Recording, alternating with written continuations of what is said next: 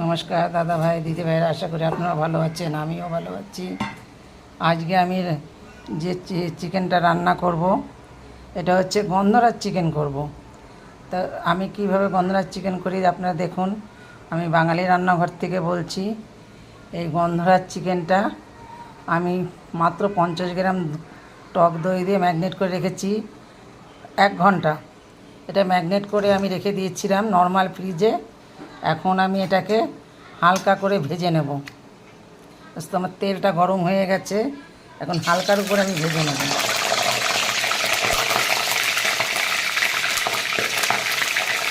আজকে যে আমি চিকেনটা করব, এটা হচ্ছে গন্ধরাজ চিকেন। দেখেন গন্ধরাজ চিকেন কী করে করি, আপনারা শুধু দেখতে থাকুন।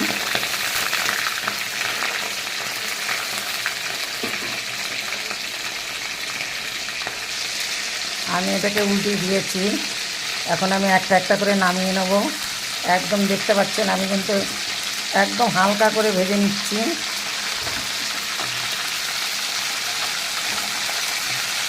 বেশি লাল করে ভাজবো না, একদম কোনো রকম হালকা করে ভেজে নিচ্ছি।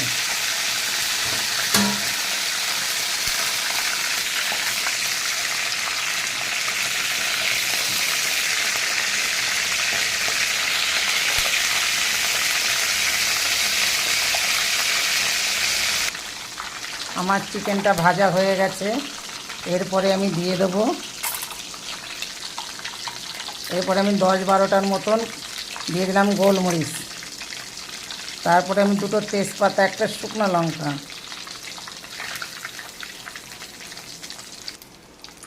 এরপরে আমার ওটা ভাজা হয়ে গেছে, এরপরে দিয়ে দেবো আমি কিছুটা পেঁয়াজ কুচি।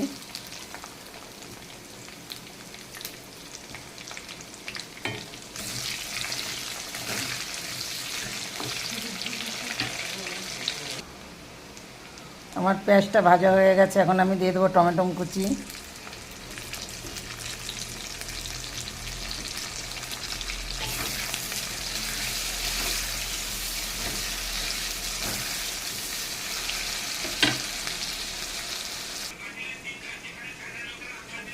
আমার টমেটোটা ভাজা হয়ে গেছে, এর ভিতর দিয়ে দেবো আমি এখন আদা রসুন কাঁচা লঙ্কা একসঙ্গে আমি বেটে নিয়েছি।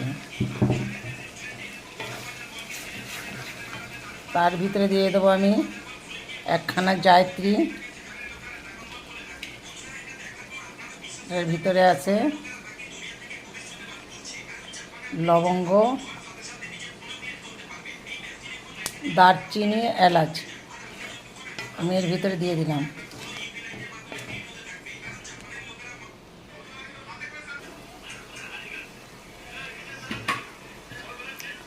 আমার এটা ভাজা হয়ে গেছে, এখন আমি মশলাটা ভাজা হয়েছে, এখন আমি চিকেনটাকে দিয়ে দেবো। যে চিকেনটা আমি হালকা করে ভেজে নিয়েছিলাম সেটাকে আমি দিয়ে দেবো।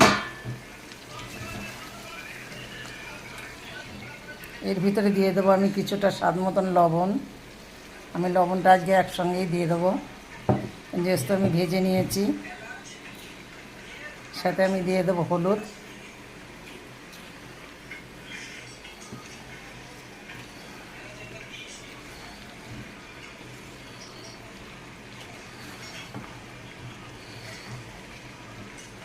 এটাকে এখন আমি ভালো করে নাড়াচাড়া দিয়ে আমি এটাকে ঢেকে রেখে দেবো 5 মিনিটের মতো।